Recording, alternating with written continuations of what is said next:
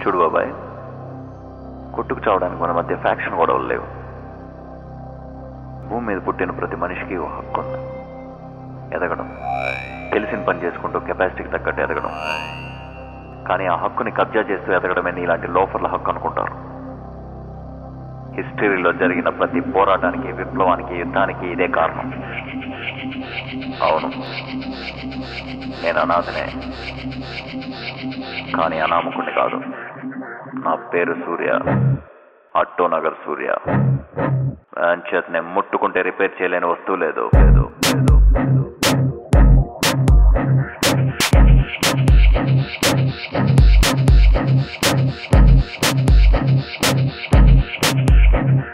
అంచేత నేను ముట్టుకుంటే రిపేర్ చేయలేని వస్తువు లేదు.